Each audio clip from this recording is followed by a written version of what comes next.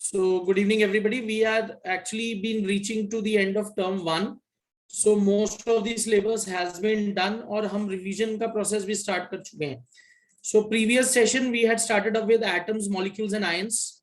Atoms, molecules and ions हमने chapter revision start किया था. Alright. तो एक session हम इसके ऊपर लगा चुके हैं पिछली क्लास में. Alright. So what I'll be doing is I'll be quickly beginning up with just a gist of the initial session जो हमने previous begin किया था. Alright. And then we'll be moving on to the law, Dalton's atomic theory, and further through the chapter.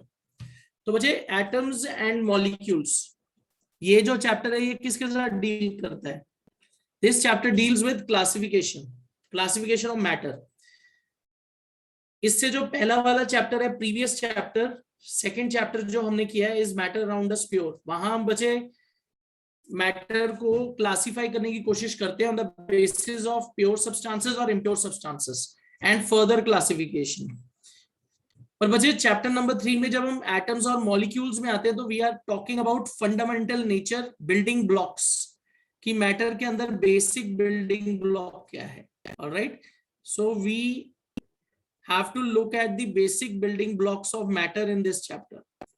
तो बच्चे if you talk about the basic building blocks, matter is made up of atoms and molecules. Atoms and molecules are the basic building blocks of matter. All right. Atom जो है, you can say it is one of the smallest particles which you see in the matter. सारा matter जो है वो atom का बना हुआ है. और बच्चे atom जो है, it will further combine to form molecules. We had discussed this in the previous class कि atoms जो हैं वो independently exist नहीं कर सकते. They combine together to form molecules, and together they will constitute matter. All right. So atoms and molecules, they constitute matter that we see around ourselves. अब बच्चे earlier जो chemist थे, उन्होंने matter के ऊपर बहुत सारी study की हैं. तो उनमें दो basic laws थे जो वो बने. The first was law of conservation of mass. बच्चे these two laws, law of conservation of mass and law of definite proportions, आप कह सकते हो कि ये बेसिस है केमिस्ट्री का. ठीक है ना. एक्चुअली ये हमें केमिस्ट्री के बारे में और अच्छी तरह समझने में हेल्प करते हैं कि मैटर कैसे अरेंज्ड है, मैटर के डिफरेंट फॉर्म्स कैसे बने, उनको समझने में ये लॉज बहुत यूजफुल है. तो लॉ ऑफ कंजर्वेशन ऑफ मास की अगर हम बात करते हैं, it is actually dealing with conservation of mass in a chemical reaction. जब भी केमिकल रिएक्शन होता है तो जो रिएक्टेंट्स का मास है initial, that would be equal to mass of products. Reactants जो आपस में रिएक्ट करेंगे उनका जो टोटल मास होता है, आपस में रिएक्ट होने के बाद जब वो प्रोडक्ट्स बनाएंगे आप उनका मास निकालोगे, that will be equal to each other. So this law actually deals with conservation. या आप सिंपली कह सकते हो matter can neither be created और destroyed in a chemical reaction. And this law was given by Lavoisier. अब बच्चे Lavoisier जो था, he was a French chemist. Okay, so he gave this law of conservation of mass, very important law. उसके बाद है बच्चे the second important law that was derived by experimentation, that is law of constant proportion. अब बच्चे law of constant proportion, it was given by Proust. ये law किसने दिया था? Proust ने. All right. This law was given by Proust.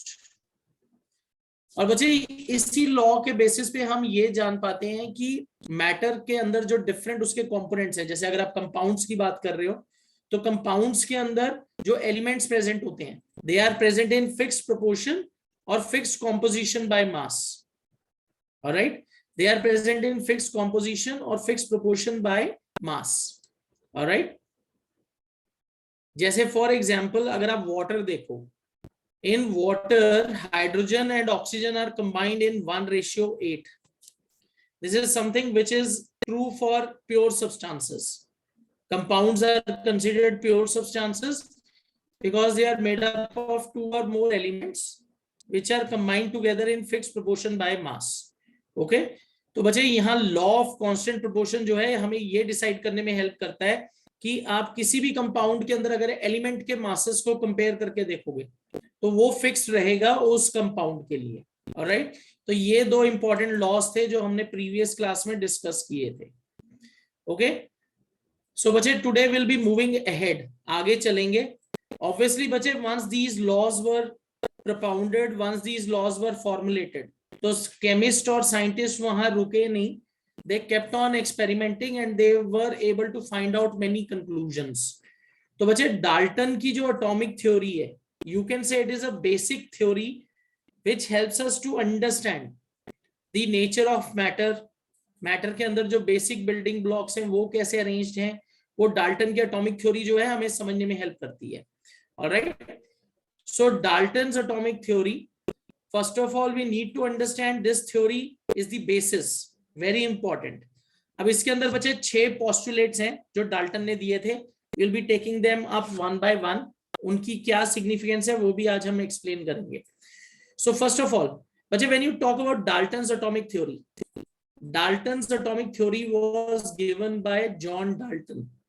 Dalton's atomic theory was given by John Dalton.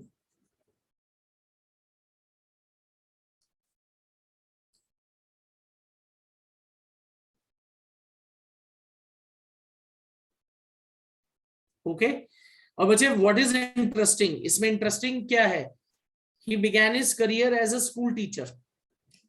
उन्होंने अपना career कैसे बिगिन किया था, as a school teacher.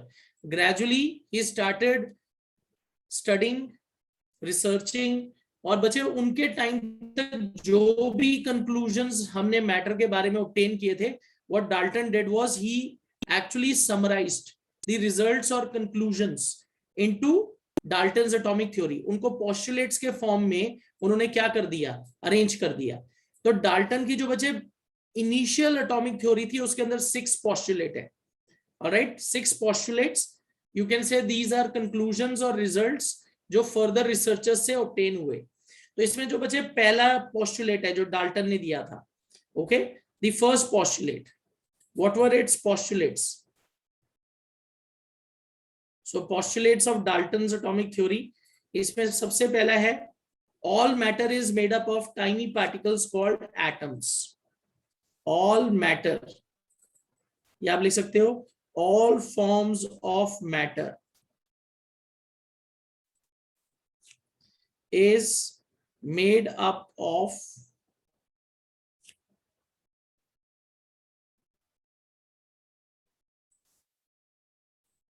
tiny particles. all forms of matter is made up of tiny particles called atoms.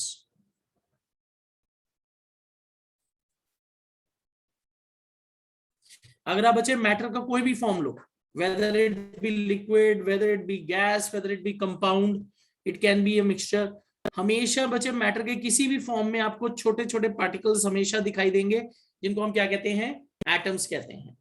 Secondly, second postulate बच्चे, when you talk about atoms, atom जो term है वो क्यों रखा गया था बच्चे? Atom term was given because it was considered कि जो एटम है वो सबसे छोटा पार्टिकल है और आप उसको फर्दर तोड़ नहीं सकते.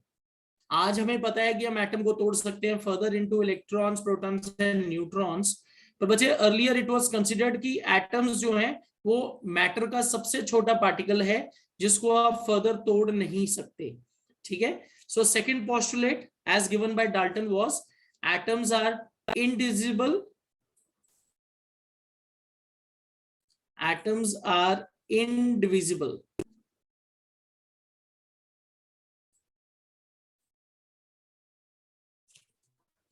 Atoms are indivisible and cannot be broken further.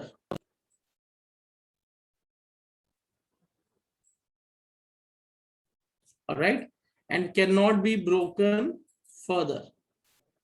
इसको आप फर्दर तोड़ नहीं सकते.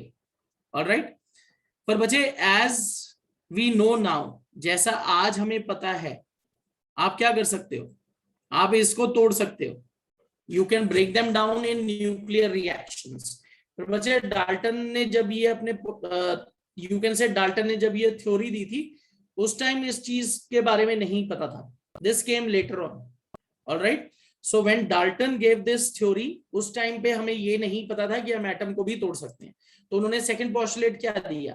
Atoms are indivisible and they can not be broken down further. Okay. Then the third postulate, अगर हम बचे एक सेम टाइप के सब्सटेंस को देखें या एक सेम टाइप के एलिमेंट को देखें, for example if you take a look और एग्जामिन हाइड्रोजन, हाइड्रोजन के अंदर सारे एटम एक ही टाइप के होंगे. ठीक है. So the third postulate that he gave was atoms of same element, atoms of same element, atoms of same element are identical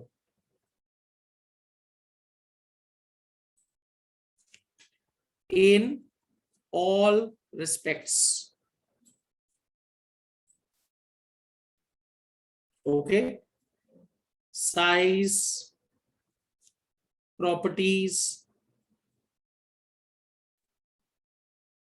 etc.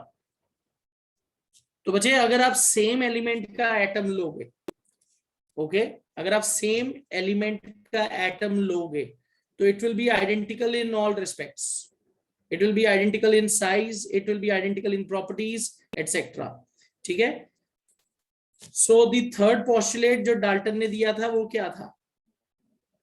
He said atoms of a given element are identical in mass and chemical properties. Okay.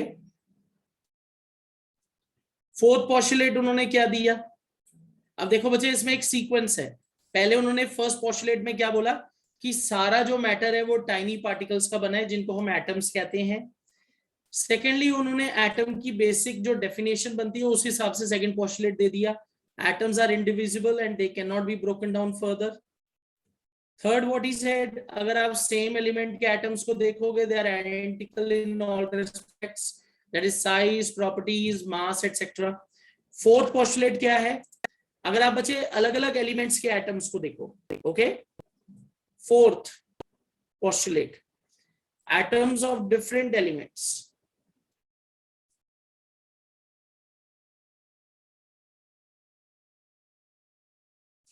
Atoms of different elements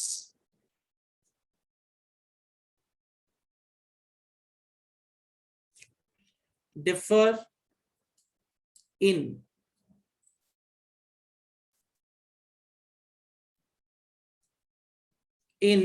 properties.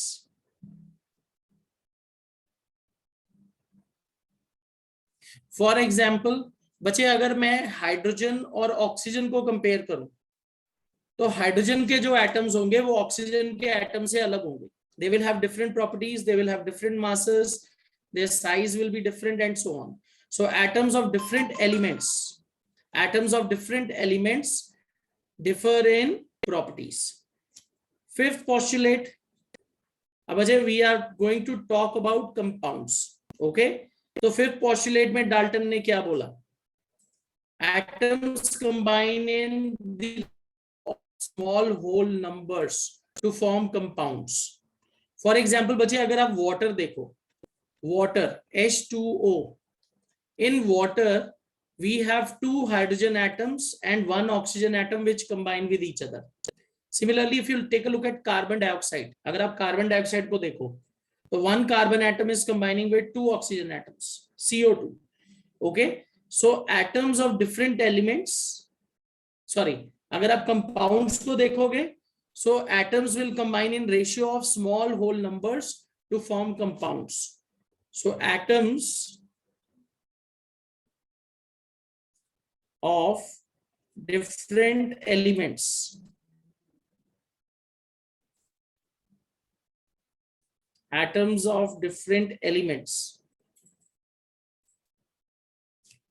combine in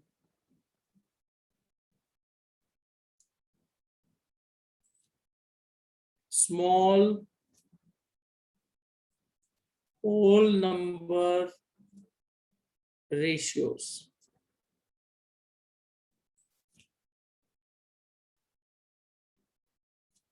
to form compounds.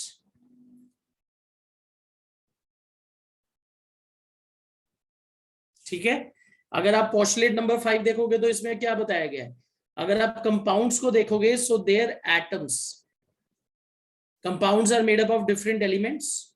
Okay, so atoms of different elements, they will combine in small whole number ratios to form compounds.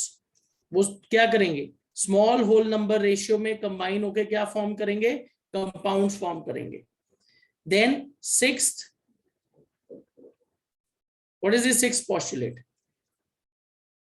The relative number and kinds of atoms, the relative number and kinds of atoms are constant in a given compound. अब बच्चे अगर कभी भी किसी chemical compound को देखोगे तो उसका केमिकल फॉर्मूला फिक्स्ड होगा. Okay, the relative number,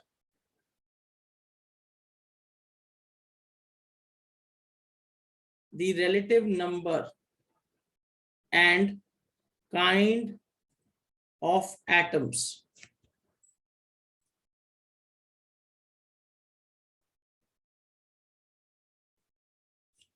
in a compound are fixed.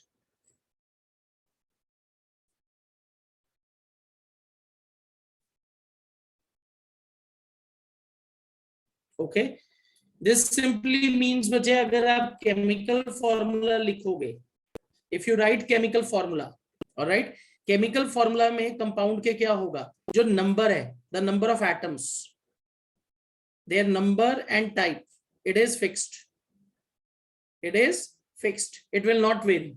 This simply means बच्चे अगर आप वाटर का केमिकल फॉर्मूला लिखोगे तो it will be H2O. Okay, two hydrogen atoms, they will combine with one oxygen atom to form a water molecule.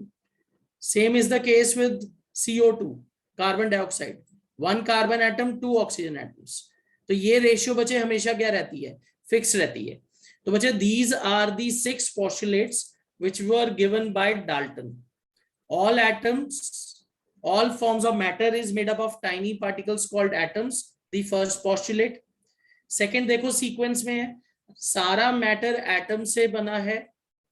Second postulate क्या है, atoms are indivisible, they can not be broken down further, आप उनको further तोड़ नहीं सकते. Third is atoms of same element, they are identical in all respects. अगर आप बच्चे सेम एलिमेंट के एटम्स देखोगे तो वो हमेशा क्या होंगे, they will be same in size and properties.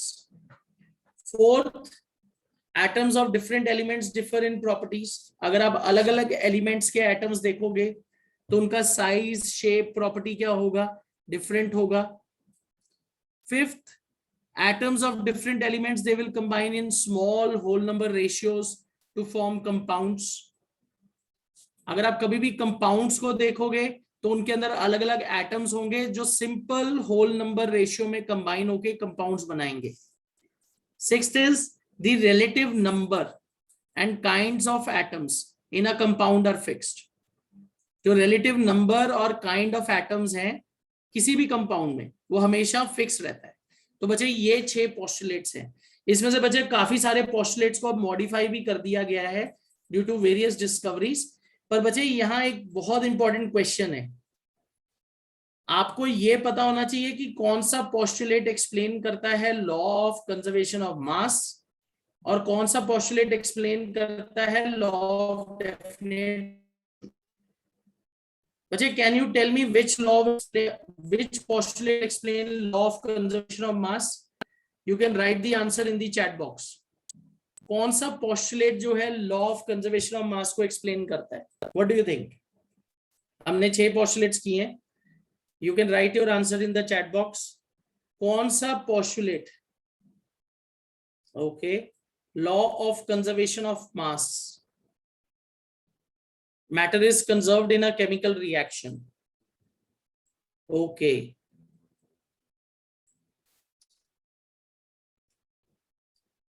Okay, Sankha Galaxy second.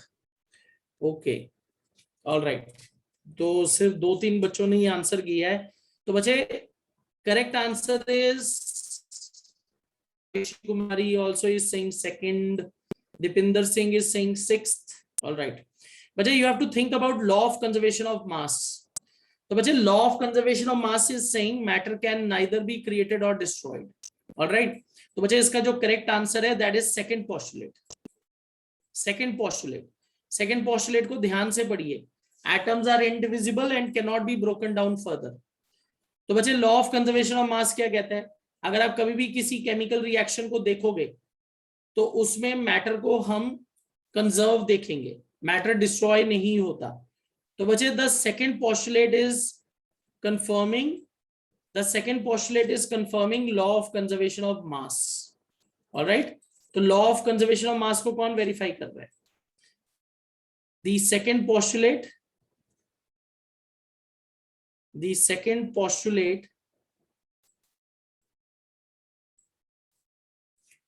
supports.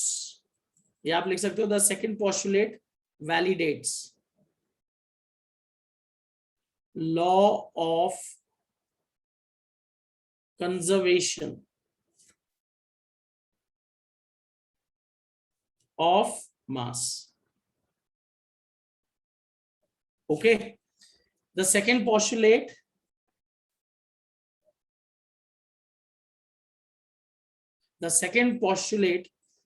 confirms or validates law of conservation of mass. अब बच्चे उसके बाद आपसे ये पूछा जाएगा कि इनमें से कौन सा postulate law of definite proportion को वैलिडेट करता है. The law of definite proportion says कि अगर आप कभी भी किसी केमिकल कंपाउंड को देखो, अगर आप किसी भी केमिकल कंपाउंड को देखो तो उसमें क्या होगा? In any chemical compound the elements और atoms they combine in fixed proportion by mass. तो कौन सा पोस्टुलेट उसको वैलिडेट करेगा? All right. तो एक आंसर मेरे पास आया है, आयुष ने आंसर दिया है, अहमद रजा रहमान ने दिया है 6 postulate. Okay, 6 postulate. Okay, very good. Ayush Kumar Jha and Ahmad Raza, very good. Ayushi Kumar is also saying 6. All right. Definite proportion. तो बच्चे 6 पोस्टुलेट इसको क्या करता है? वैलिडेट करता है. The relative number and kinds of atoms in a compound are fixed. Hardik, absolutely right. तो the 6th postulate. Okay, 6th postulate क्या करता है? 6th postulate क्या करता है? Law of definite proportion को support करता है. All right. The 6th postulate. The 6th postulate supports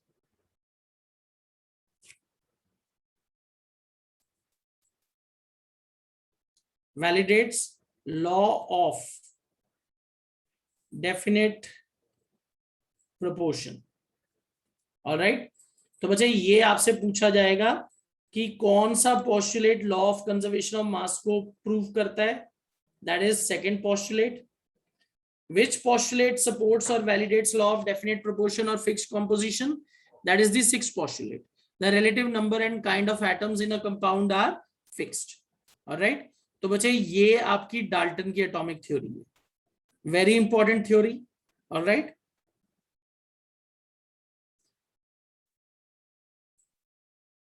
चलो, I just go back to your NCERT book. NCERT book में बच्चे यही सेम क्वेश्चन जो मैंने अभी आपसे पूछे हैं, question number 3 and question number 4, देखो एनसीईआरटी की बुक में इनको पूछा गया है. Which postulate supports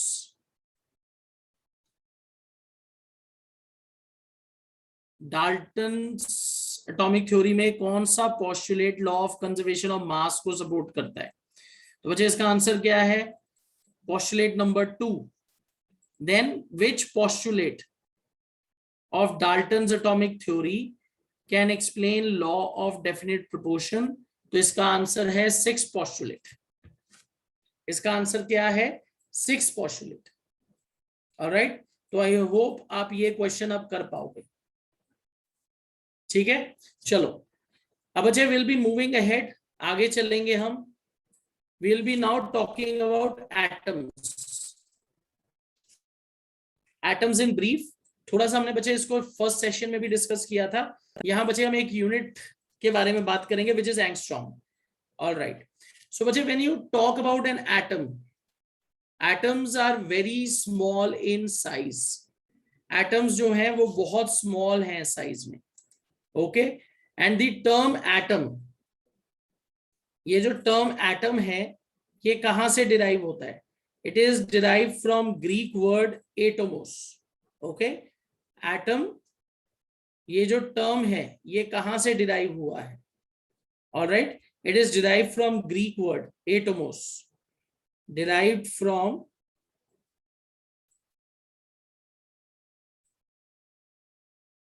it is derived from Greek word atomos.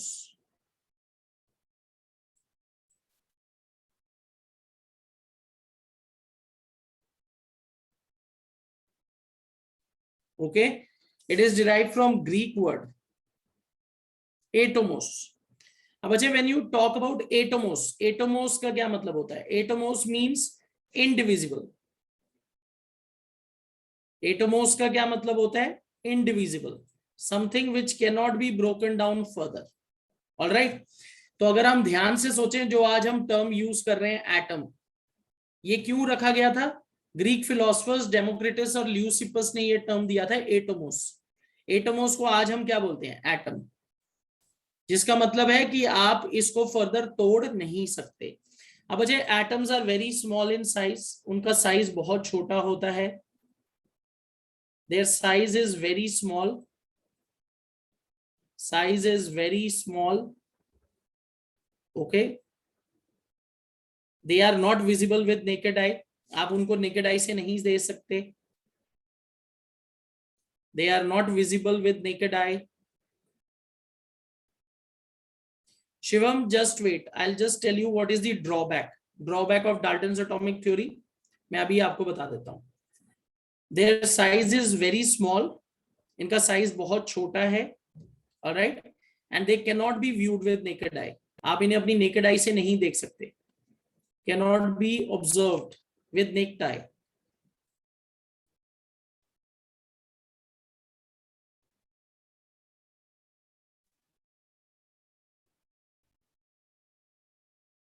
Okay, अब बच्चे क्वेश्चन ये है कि फिर इनको देखेंगे कैसे? अगर नेक्ड आई से नहीं देख सकते तो कैसे देखेंगे? ऑलराइट, तो बच्चे हम इनको कैसे देखते हैं? We use a special technique which is known as scanning tunneling microscopy. They are observed with scanning tunneling microscopy. They are observed with scanning tunneling microscopy. बच्चे आप इसे नॉर्मल माइक्रोस्कोप से भी नहीं देख सकते। Alright, so they are observed with scanning tunneling microscopy. और यहां भी आपको ऐसा नहीं है कि बहुत बड़े बड़े साइज में दिखेंगे, you can see them in the form of layers. Okay,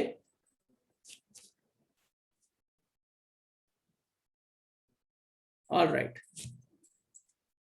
अब बच्चे इनका साइज जो है वो बहुत छोटा है, इनके लिए हम 2 यूनिट्स यूज करते हैं। ठीक है, वन इज नैनोमीटर। अगर मैं सबसे स्मॉलेस्ट एटम की बात करूं, तो सबसे छोटा एटम है, smallest atom is of hydrogen. Hydrogen atom is the smallest. और इसके लिए बच्चे हम एक स्पेशल यूनिट यूज करते हैं, इसके लिए हम एक स्पेशल यूनिट यूज करते हैं 1 एंगस्ट्रॉम।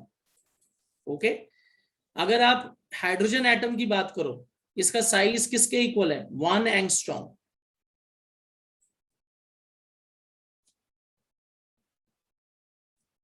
1 एंगस्ट्रॉम, इसको ऐसे लिखते हैं 1 angstrom.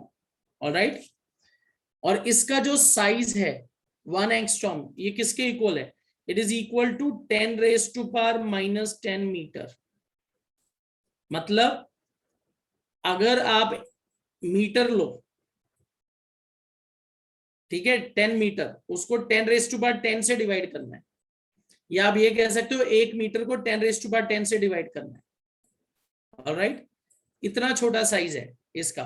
1 angstrom is equal to 10 raise to power minus 10 metre. 1 metre divided by, इसको कैसे लिख सकते हो आप, it is equal to 1 divided by 10 raise to power 10 metre. कितना छोटा साइज है ये, it is very small.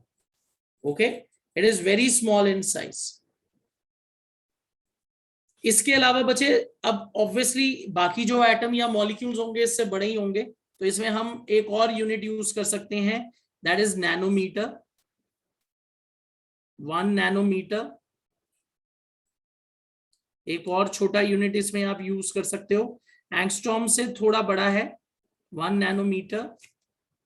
Okay, इसको आप एनएम लिखते हो, and it is equal to 10 raise to power minus 9 metre.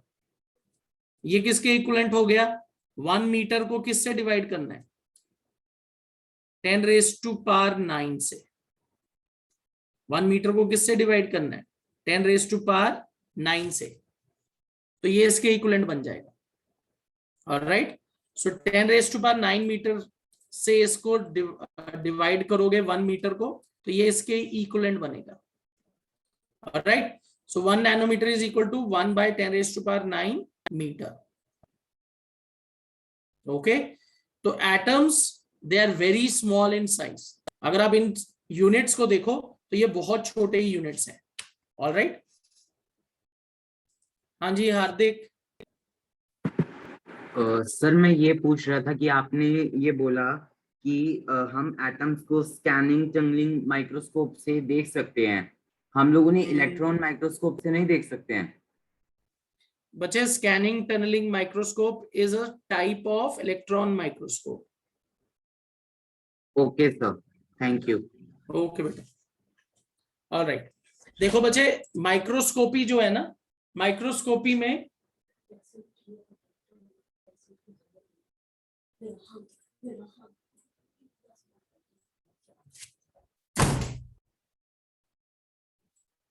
Microscope की जब हम बात करते हैं बच्चे, इलेक्ट्रॉन माइक्रोस्कोप, इलेक्ट्रॉन माइक्रोस्कोप में अलग अलग कैटेगरीज आती हैं, ठीक है ना। इलेक्ट्रॉन माइक्रोस्कोप में अलग अलग कैटेगरीज आ जाती हैं। ऑलराइट, तो उसके अंदर अगर आप देखोगे तो अलग अलग टाइप्स आपको दिखाई देंगी। ओके, तो स्कैनिंग टनलिंग माइक्रोस्कोपी जो है वो एक स्पेशल टाइप की आप कह सकते हो इलेक्ट्रॉन माइक्रोस्कोपी की टेक्निक है, जिसमें हम एटम्स को स्टडी करने के लिए, आप कह सकते हो एटम्स को विजुलाइज करने के लिए हम यूज करते हैं। बच्चे, इसमें आपको ये समझना है कि ऐसे नहीं है कि जैसे हमें सेल दिखेगा ऐसे बड़ा बड़ा आपको एटम दिखने लग जाएगा। ठीक है, ये देखिए, this is a image which is showing surface silicon by scanning tunneling microscopy. आपको ये कैसे दिखाई देंगे, it will be just seen like a layer, ये एक लेयर की तरह ही दिखाई देते हैं। ऑलराइट, एक लेयर की तरह ही दिखेगा आपको, एक बड़े, ऐसे नहीं है कि बड़े बड़े एटम्स दिखने लग जाएंगे, ऐसा नहीं होगा। Alright, I hope this is clear to everybody. Another very important thing जो आपको याद रखनी है बच्चे, एटम्स जो हैं they can not exist independently. आप नेचर में अगर कभी भी एलिमेंट्स को देखोगे तो एटम्स आपको अकेला कभी नहीं मिलेगा, they are always present in the form of molecules. Atoms do not exist independently.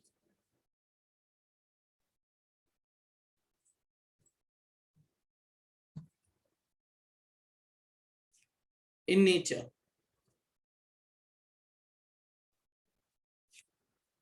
they are present in the form of molecules. They are combined to form molecules. अब अच्छा, मॉलिक्यूल्स एलिमेंट्स के भी हो सकते हैं, मॉलिक्यूल्स कंपाउंड्स के भी हो सकते हैं, वो आगे हम चैप्टर में पढ़ेंगे। पर आपको ये याद रखना है कि एटम्स इंडिपेंडेंटली एग्जिस्ट नहीं करेंगे नेचर में, they are combined to form molecules.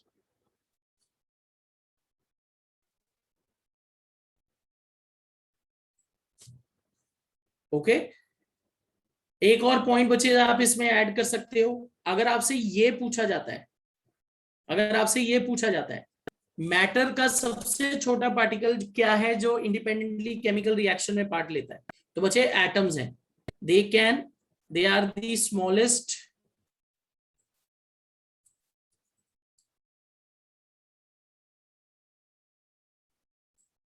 they are smallest particles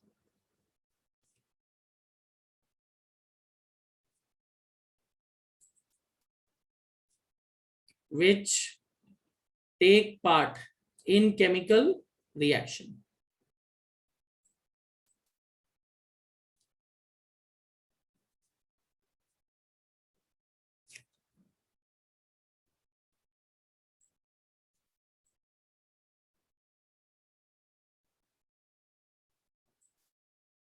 Okay, they are smallest particles which take part in chemical reaction. तो बच्चे ये कुछ इंपॉर्टेंट पॉइंट्स हैं जो हमें एटम्स के बारे में याद रखने हैं. अब बच्चे I will be just going back to Dalton's atomic theory. अगर आपसे ये पूछा जाता है कि डाल्टन के एटॉमिक थ्योरी के ड्रॉबैक्स क्या हैं या इनको हमने कैसे मॉडिफाई किया है, ऑलराइट, तो इनको अगर हम देखें, अगर आप इसको देखो तो डाल्टन का जो एटॉमिक थ्योरी के अंदर बहुत सारे पोस्टुलेट्स को आज हमने क्या किया है, मॉडिफाई कर दिया है. जैसे बच्चे अगर मैं फर्स्ट पोस्टुलेट को ही देखूं, आज मुझे पता है कि मैं क्या कर सकता हूं, I can break them down, atoms can be broken down. ये मॉडिफाइड वर्जन है. Atoms can be, okay, I just write it down below.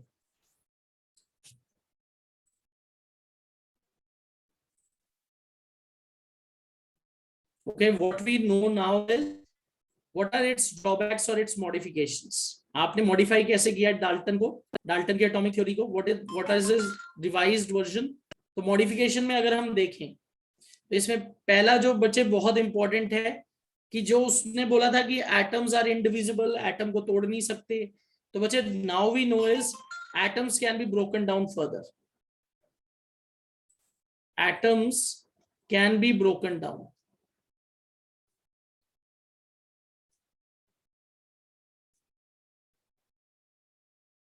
Okay, atoms can be broken down. In nuclear reactions आप atoms को तोड़ सकते हो. Okay, और हमें ये पता है in nuclear reactions and we know that atoms are further made up of many smaller particles. Atoms have electrons, protons and neutrons. इसके अंदर ये तीन बेसिक जो पार्टिकल्स हैं, सब atomic particles. Atoms have protons, electrons and neutrons.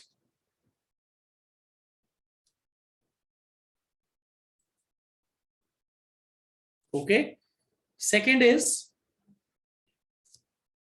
जो बच्चे उन्होंने सेकंड पोस्टुलेट दिया था कि atoms of same element, atoms of same element are identical in all respects. Third postulate अगर हम देखें, atoms of same element are identical in all respects. बच्चे अभी इसको भी मॉडिफाई कर दिया गया है. After the discovery of isotopes, what are isotopes? Isotopes are atoms of same element. What are isotopes? Isotopes are atoms of same element which have different masses. Isotopes ये क्या होते हैं?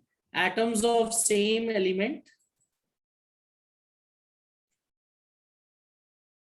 atoms of same element having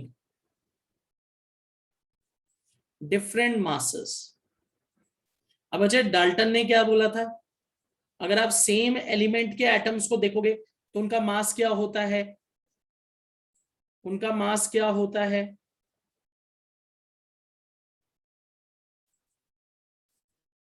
उनका मास क्या होता है? Same होता है. So atoms of same element, they are atoms of same element which are having different masses.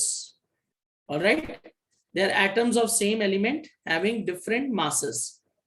एक ही एलिमेंट के एटम्स जो होते हैं उनका अलग अलग मास होता है, उनको हम क्या कहते हैं? आइसोटोप्स. अगर आप बच्चे नेचर में देखो, कार्बन के दो कॉमन आइसोटोप्स हैं, कार्बन 12, कार्बन 14. ये कार्बन के दो कॉमन आइसोटोप्स हैं जो हमें नेचर में मिलते हैं. यहां बच्चे 12 और 14 क्या डिनोट कर रहे हैं? ये कार्बन एटम के मासेस को डिनोट कर रहा है. 12 and 14 क्या डिनोट करता है? What is it denoting? It is denoting masses of carbon atoms. तो बच्चे देखो थर्ड पोस्टुलेट भी क्या हो गया? मॉडिफाई हो गया। Atoms of same element having different masses, उनको हम आइसोटोप्स कहते हैं। तो बच्चे second postulate after discovery of isotopes, वो भी मॉडिफाई हो गया, एक्सेप्शन हो सकती है। उसके बाद है बच्चे नेक्स्ट मॉडिफिकेशन किसमें हुई? फोर्थ पोस्टुलेट में, that is after discovery of isobars. Okay, अब बच्चे व्हाट आर आइसोबार्स? आइसोबार्स हैं atoms of different elements, atoms of different elements, atoms of different elements having same mass, atoms of different elements having same mass. All right, अगर आप different elements के atoms को देखोगे तो उनका मास क्या होगा? सेम। ओके, तो उनको हम क्या बोलेंगे? उनको हम बोलेंगे आइसोबार्स। ऑलराइट, उनको हम क्या बोलेंगे? आइसोबार्स। अब अच्छा इसमें आप एग्जांपल ले सकते हो। You can take the example of calcium, potassium. बच्चे नेचर में हमें कैल्शियम और पोटेशियम के ऐसे एटम्स मिलते हैं जिनका मास सेम है।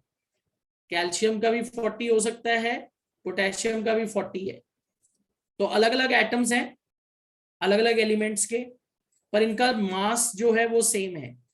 तो calcium has atoms of mass 40U, potassium का जनरली 39U होता है, पर आपको कुछ ऐसे एटम्स मिल सकते हैं जिनका मास क्या होगा?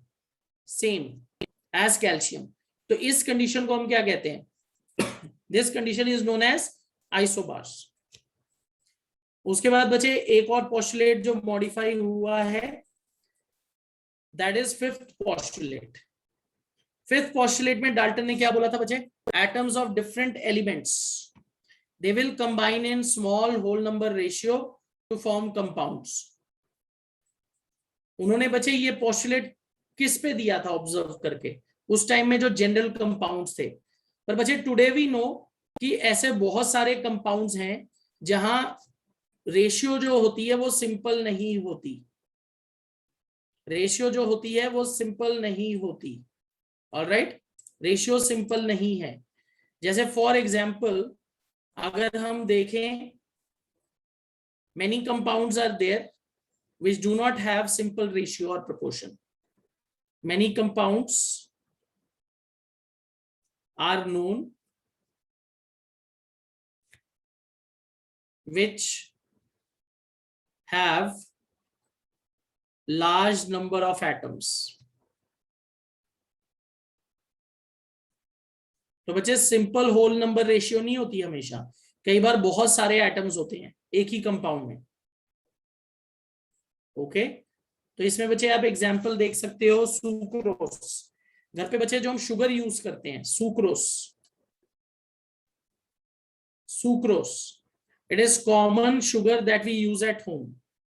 Okay, it is common sugar that we use at home. तो बच्चे इसका फॉर्मूला क्या है? C12H22O11। तो बच्चे अगर ध्यान से देखो, इसके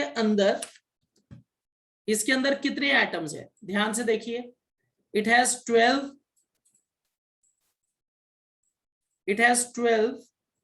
atoms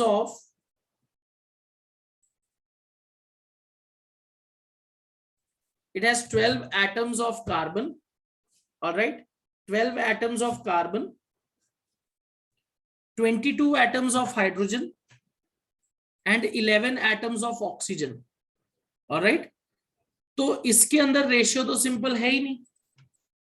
it is not made up of simple whole number ratio. ऐसे बच्चे बहुत सारे कंपाउंड्स नोन हैं जिसमें बहुत सारे एटम्स हैं। ये तो मैंने आपको एक सिंपल एग्जांपल दिया। There can be compounds which have 60 carbon atoms, 60। उतने ही इक्विवेलेंट आप डबल करके उसमें हाइड्रोजन एटम्स लगा लो, उसमें ऑक्सीजन भी हो सकता है। जैसे बच्चे हमारी बॉडी में डीएनए है, डीएनए इज अ बायोमोलिक्यूल। अगर हम उसकी केमिकल कॉम्पोजिशन देखें, उसमें बहुत सारी ऐसे सब्सटेंसेस हैं जिनका केमिकल फॉर्मूला बहुत कॉम्प्लेक्स है, दे आर नॉट सिंपल।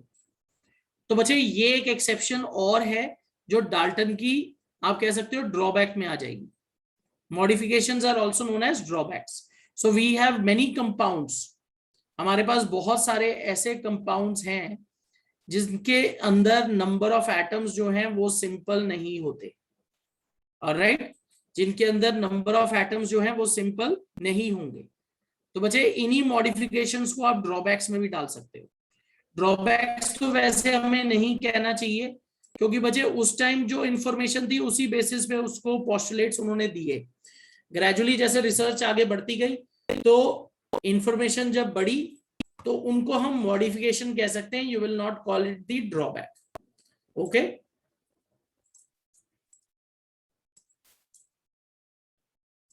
हाँ जी Ritin ji. Good evening sir. हाँ जी सर मेरा एक डाउट था कि सर आपने कहा कि जो जितने भी ये फोर्थ वाला कि सर वो पोस्टुलेट में बताया गया है कि मॉलिक्यूल्स ना सिंपल वो होल नंबर रेशियो में कंबाइन सिंपल होते हैं। यस सर, लेकिन होल नंबर से सर क्या मतलब है, मुझे समझ नहीं आया, क्योंकि होल नंबर में 12 भी आता है, 22 भी आता है, 11 भी आता है। बेटा होल नंबर का क्या मतलब होता है? 1 2 3 4 5, नॉट 1.5 2.5 3.5 3.7, ऐसे नहीं। ओके सर, तो आप सर जब इसमें तो होल हाँ नंबर ही है। हाँ तो होल नंबर में ही कंबाइन होंगे ना। यस सर, लेकिन होल नंबर तो है, तो फिर आकर ये गलत कैसे हुआ? बेटा सिंपल होल नंबर रेशियो, जैसे 2:1, 2:3, 4:1। अब इसमें जरा रेशियो देखो कैसे है, सर तीनों अलग है। तीनों अलग है। 12 एटम्स, 22, 11, इधर नंबर ऑफ तीनों एटम्स की देखिए रेसिपी। कितने ज्यादा है। Yes sir. ठीक है, तो ऐसे बहुत सारे कंपाउंड्स और हैं जिसमें आपके नंबर ऑफ एटम्स बहुत ज्यादा हो सकते हैं। जैसे कार्बन कंपाउंड्स है, उसमें 60 कार्बन एटम भी हो सकते हैं। Yes sir. ठीक है, क्लियर, होती है। Yes sir. ऑलराइट। हाँ जी नितेश। सर थोड़ा ऊपर कर दो।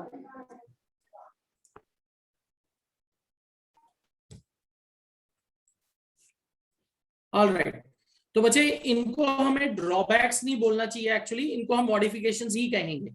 ठीक है, मॉडिफिकेशंस क्यों कह रहे हैं हम इनको? क्योंकि बच्चे डाल्टन ने जब अपने ये पोस्टुलेट्स दिए उस टाइम पे जो इन्फो अवेलेबल थी, जो जितना रिसर्च वर्क हुआ था उस बेसिस पे दिया था। तो आप कह सकते हो कि इनको हम बच्चे केमिस्ट्री की फाउंडेशन भी कहते हैं।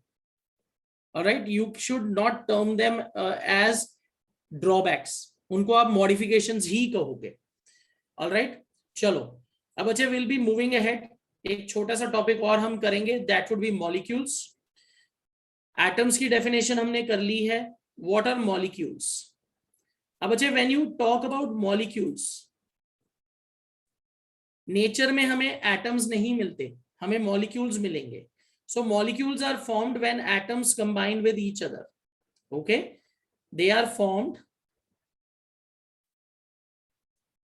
they are formed when atoms combine with each other.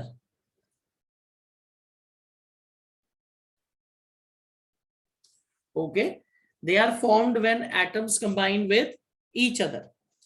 और बच्चे मॉलिक्यूल्स जो हैं, they are capable of existing independently, they are capable of existing independently.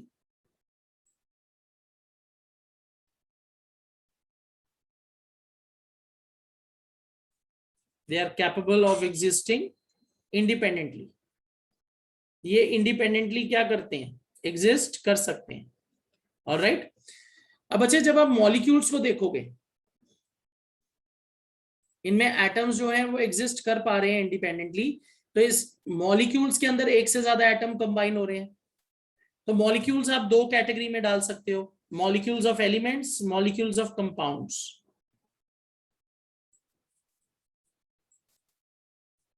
molecules of elements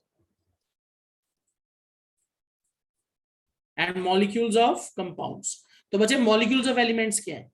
They are made up of same type of atoms. They are made up of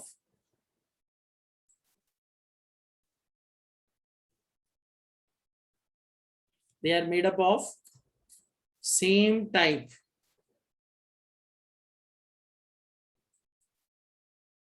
of atoms. All right, ये same type of atoms के बने हुए molecules of elements. For example, H2 gas, nitrogen gas, okay, then chlorine, ozone, etc. इसमें same type के ही atoms मिलेंगे आपको. Okay, then you will have molecules of compounds. Molecules of compounds. Alright, इनको आप क्या बोलोगे? What will you call them? They are made up of different types of atoms in fixed proportion. They are made up of atoms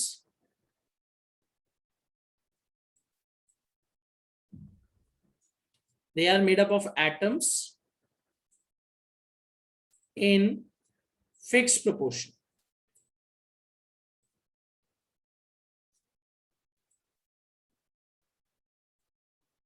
जैसे बच्चे अगर आप water देखो, water के अंदर क्या हो रहा है?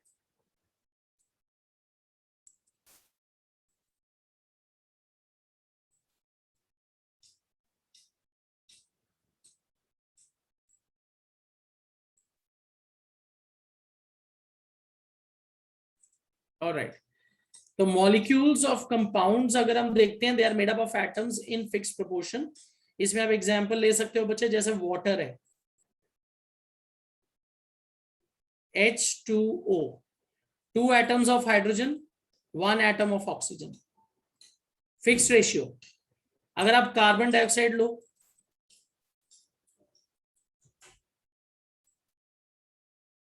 CO2, 1 atom of carbon, 2 atoms of oxygen.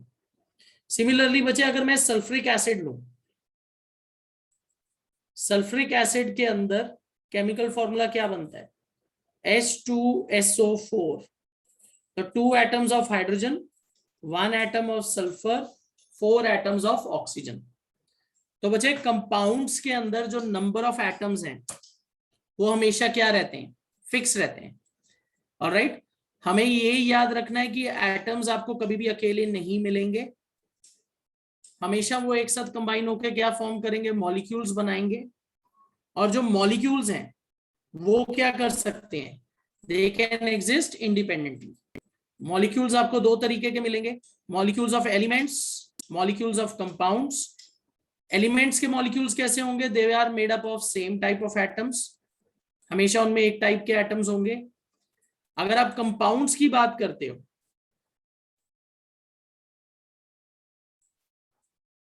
अगर आप मॉलिक्यूल्स की बात करते हो, मॉलिक्यूल्स जो हैं वो हमेशा किसके बने होते हैं?